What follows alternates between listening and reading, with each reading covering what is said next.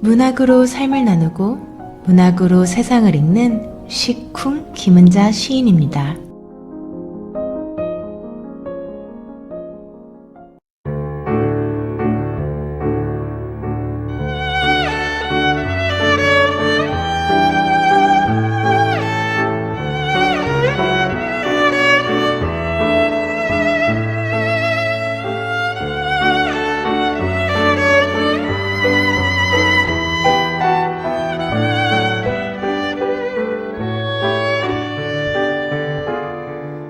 가을 향을 닮은 커피 한 잔씩 나눠 마시고 싶은 날입니다. 바람이 제법 차가워졌습니다. 문학을 통해서, 시 한 편을 통해서 마음속까지 따뜻함이 전해줄 수 있는 그런 시간이 되길 바라면서요. 요즘 우리가 사는 이 미국은요, 코로나다, 대통령 선거다, 분주한 시절입니다. 이 코로나 도대체 언제 끝이 날죠? 긴 터널을 지나고 나면 사람들 만나고 마음껏 얘기하고 손잡고 더불어 사는 것이 얼마나 아름답고 소중한 일인지 깨닫게 되겠죠. 소중한 것들은 어려운 시간을 지나서야 겨우 얻게 되는 것인가 봅니다. 가을꽃 하면 여러분들은 어떤 꽃이 가장 먼저 떠오르시나요? 아무래도 코스모스와 국화가 아닐까 싶은데요. 쉽게 볼 수 있어서 더 정이 가는 꽃이기도 하죠. 누구의 보살핌 없어도 꿋꿋이 언제나 그 자리에, 주위의 나무들은 겨울 채비한다고 잎을 다 떨구어낼 그때 제 모습을 지키면서 아름답게 피는 꽃이죠. 코스모스에 관한 전설이 있습니다. 코스모스라는 말의 어원은 그리스어로 우주 또는 세계를 의미한다고 합니다. 전설에 따르면요, 어느 날 신이요, 세상을 더 아름답게 꾸미고 싶어서 꽃을 만들기로 결심한다고 합니다. 있는 솜씨를 모두 발휘해서 여러 꽃을 만들었지만 처음으로 만들어보는 꽃이라 그런지요, 자신의 마음에 드는 모습으로 만들어지지가 않는 거예요. 신은 마음에 맞는 꽃을 만들기 위해서 이런 모양 저런 모양으로, 또 이런 색 저런 색으로 물들여 보면서 꽃을 만들었다고 합니다. 만들면서도 이 꽃은 너무 약한 것 같지 않아? 이 꽃은 너무 색깔이 짙은 거 아니야? 고민을 많이 했다고 합니다. 그러다가 꽃이라면 아무래도 힘이 있는 것보단 어딘지 약해 보이는 것이 나을 거라는 결정을 하게 되고요. 하늘하늘거리는 모습으로 꽃을 만들었다고 합니다. 꽃의 빛깔도 그 모양과 어울리게 흰빛과 분홍빛, 또 자줏빛 등 여러 색깔로 만들면서요. 전설에 의하면요, 신이 처음으로 이 세상에 만든 꽃이 코스모스였다고 합니다. 실험작이었기 때문에 색감도 다양하고 짙은 향기도 없고 빼어난 모습도 아니었다고 말합니다. 물론 이 이야기는 어디까지나 전설입니다. 그래서 그럴까요? 코스모스는 가을에 가장 많이 생각나고 사랑받는 꽃이 되었습니다. 코스모스 하면은요, 한 개가 피었을 때보다 여럿이 무더기로 피어 있을 때 참 아름답습니다. 그것이 바로 가을꽃 코스모스이기도 해요. 사람도 그렇습니다. 한 사람이 아름다운 것도 좋지만요, 여러 사람이 아름다우면요, 한 시대가 아름다워집니다. 코스모스의 꽃말이 순정, 애정, 조화인 것처럼 오늘도 사람과 사람의 조화를 문학으로 꿈꾸고 함께 일구어가는 시쿵 시작하겠습니다.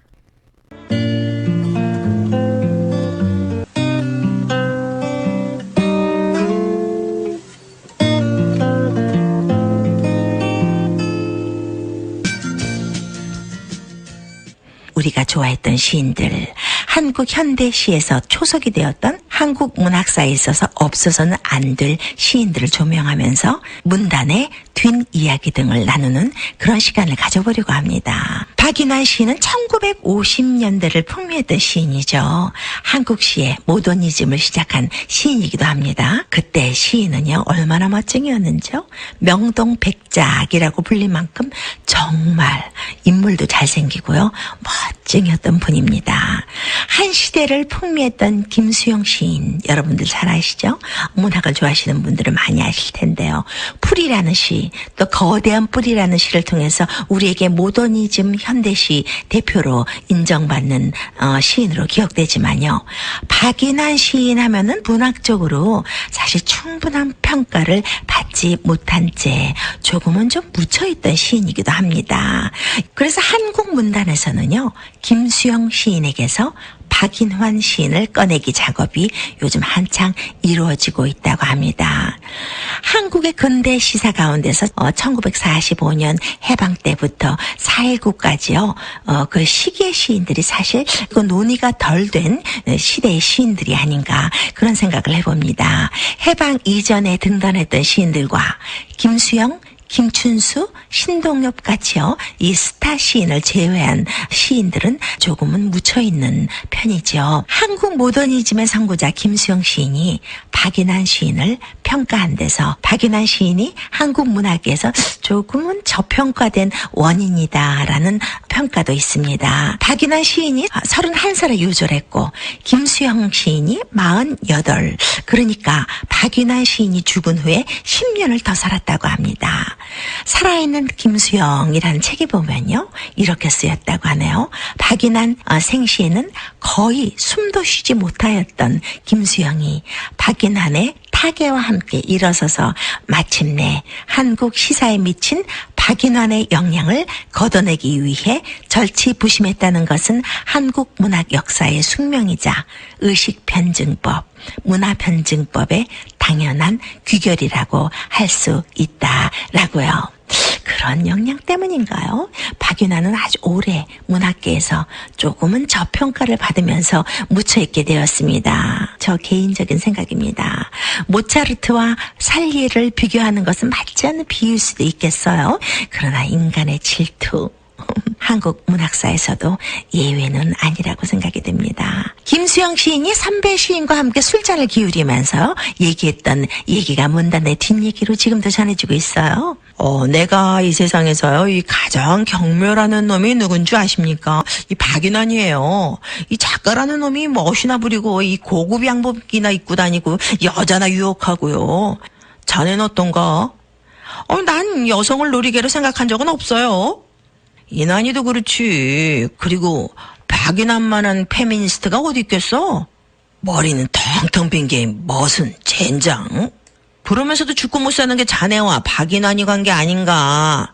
그때요 김수영 시인이 말없이 한 잔을 들이키면서 이렇게 말했다고 전해집니다. 인환이 이 자식 지금도 여자나 후리고 신나게 살고 있겠죠? 근데 이 선배 왜 박인환이가 이렇게 보고 싶은 겁니까? 박인환의 시가 노래가 된 곡 한번 들어볼까요? 박인희가 부릅니다. 그 사람 이름, 그 눈동자 입술은 내 가슴에 있네. 나뭇잎은 떨어지고 나뭇잎은 흙이 되고 나뭇잎에 덮여서 우리들 사랑이 사라진다 해도 지금 그 사람 이름은 잊었지만 그 눈동자 입술은 내 가슴에 있네. 내 서늘한 가슴에 있네.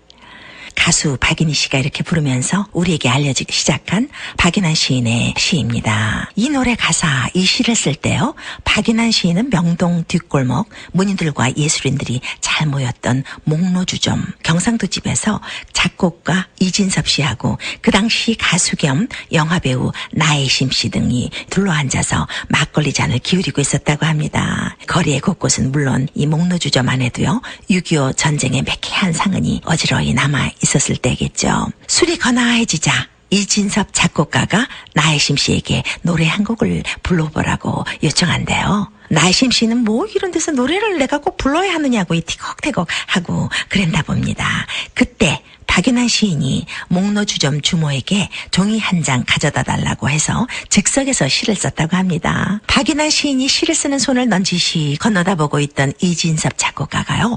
두 눈을 번쩍 뜨더니요. 종이를 낚아챘다고 해요. 그 시가 바로 박윤환 시인의 대표시 세월이 가면이라는 시가 이렇게 탄생되었다고 합니다. 박윤환 시인의 손에 쥐어있던 악보를 빼앗아서 읽은 이진섭 작곡가가요. 즉석에서 곡을 붙였대요. 그리고 옆에 있는 나혜심 씨에게 한번 불러보라고 청을 했다고 합니다. 그 시절 얼마나 힘든 시기였어요. 삶의 고달픔에서 헤어나지 못하고 있던 나혜심 씨가요. 이 악보를 보면서 충도 노래를 좀 한번 불러보고요. 그리고 자리를 이내 떴다고 합니다. 불멸의 대표곡을 남길 수 있는 기회를 스스로 박차버린 게 아닌가 그런 생각도 하게 됩니다. 잠시 뒤 임만섭 성악가와 소설가 이봉구 씨가 왁자지껄 주점으로 들어섰다고 합니다. 박인환과 이진섭이 이 두 분과 또 인사를 나누고 찌그러진 양은 술잔에 연거푸 막걸리를 나눠 마셨겠죠. 그리고 나서 그때 이진섭 작곡가가요. 임만섭 성악가에게 악보를 건네주었다고 합니다. 두세 차례 악보를 찬찬히 읽은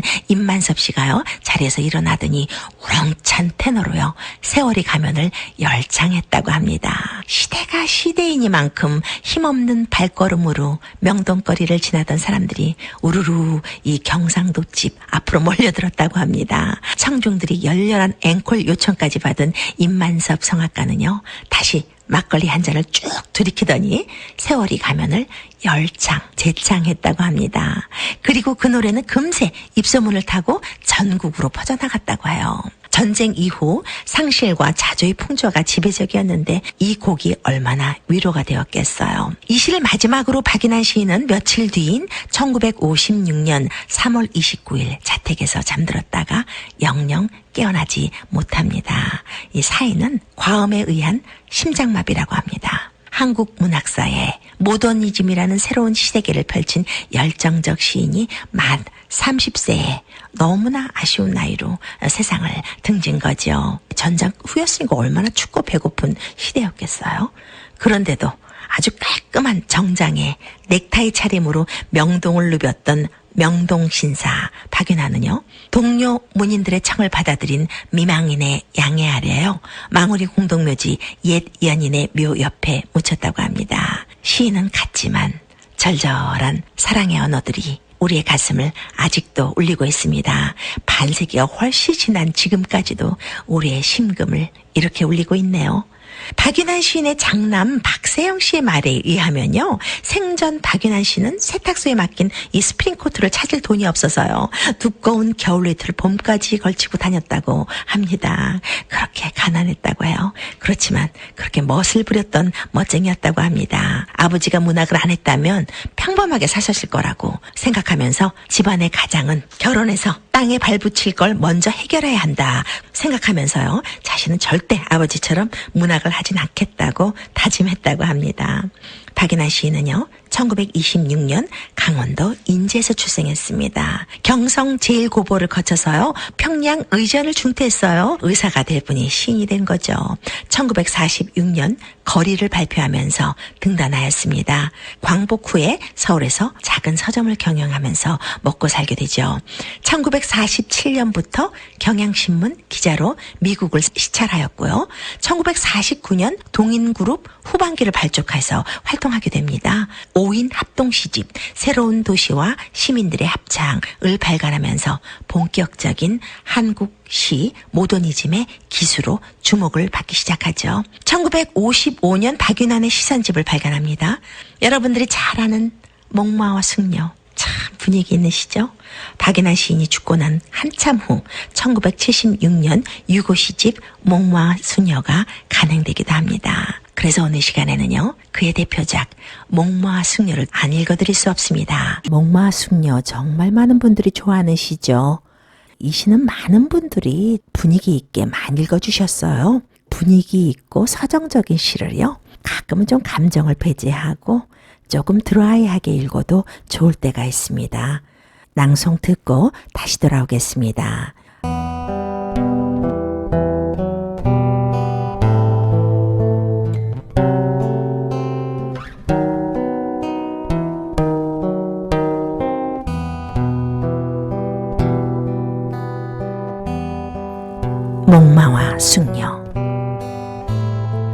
인환.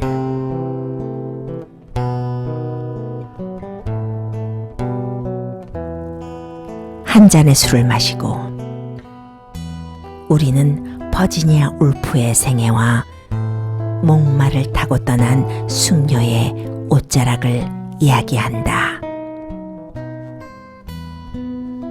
목마는 주인을 버리고 거저 방울소리만 울리며 가을 속으로 떠났다.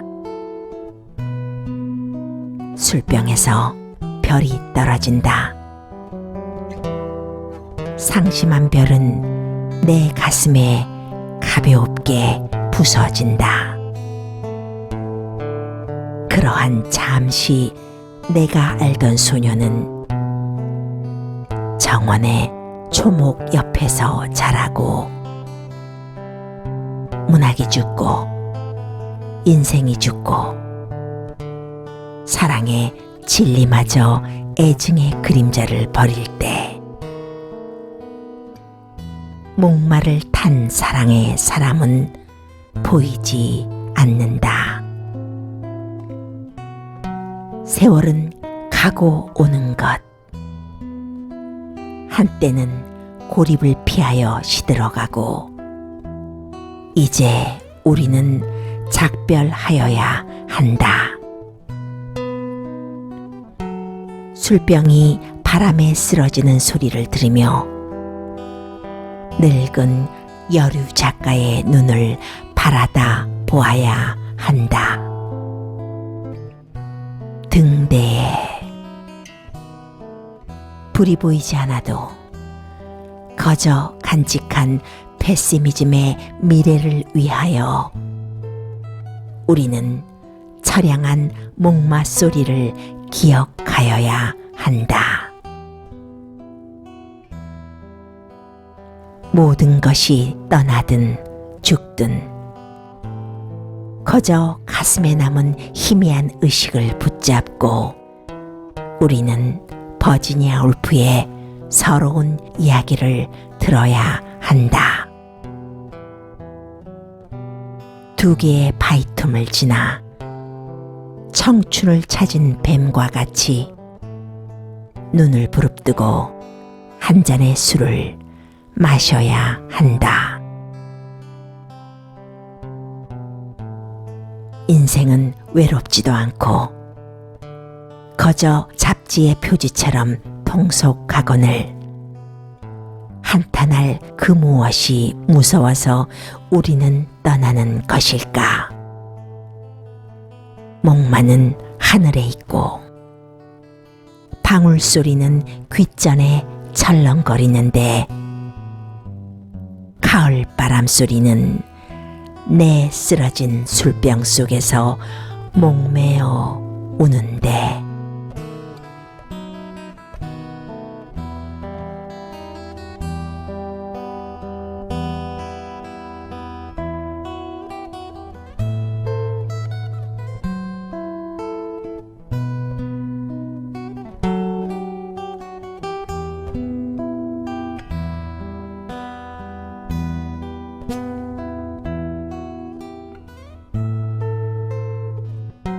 목마 승려 이 시는 정말 많이 알려진 시죠.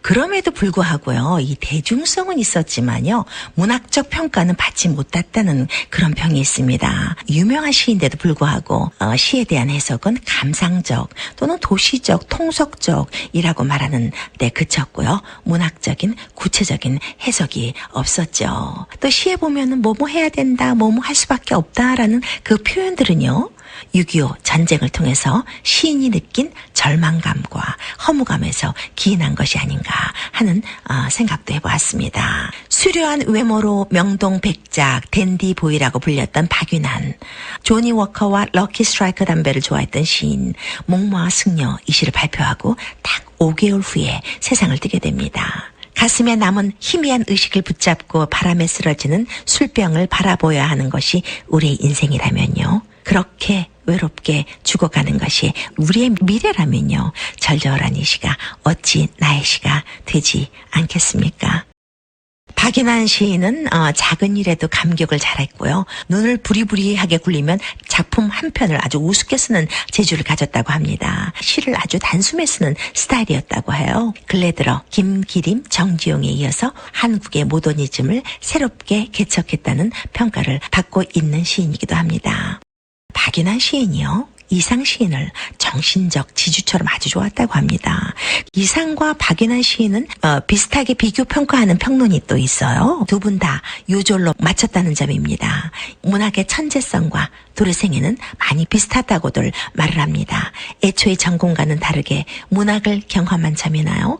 요절로 끝난 인생, 또 스스로 천재로 자부한 문학적인 오만, 이런 성향들이 박인환으로 하여금 이상 시인에게 끌리게 한 것이 아닌가, 그런 생각도 해봅니다. 둘 다 서정 1세계 기존 한국 시단으로부터 배척과 질시를 받았다는 점은 같지 않을까 싶습니다. 박인환 시인은 사회 참여 의식의 시를 쓴 시인이기도 합니다. 박인환이 선시집 후기에 시를 쓴다는 것은 내가 사회를 살아가는 데 있어서 가장 의지할 수 있는 마지막 것이었다. 나는 지도자도 아니며 정치가도 아닌 것을 알면서도 사회와 싸웠다 라고 썼습니다. 그는 천재인가 피에로인가, 한국 문학계에서도 요즘 들어 박인환 시인의 연구가 활발하게 펼쳐진다고 합니다. 한 편의 시만 남겨도 그는 성공한 시인이다 라는 말이 있습니다. 박인환 시인의 주옥 같은 시들이 여러분들께 더욱더 사랑받기를 바라는 마음으로 오늘 박인환 시인의 스페셜을 처음으로 마련해봤는데 여러분들은 어떠셨는지 모르겠습니다. 시간이 벌써 저만치 흘러가 있습니다. 그는 떠나고 없지만 그의 시는 우리 곁에서 오늘도 이렇게 우리의 마음을 촉촉히 적셔주고 있습니다. 건강한 한 주 지내시고요. 다음 주에는 더욱 좋은 시 얘기, 문학 얘기로 여러분들을 만나도록 하겠습니다. 여기서 들어가겠습니다. 지금까지 김은자였습니다.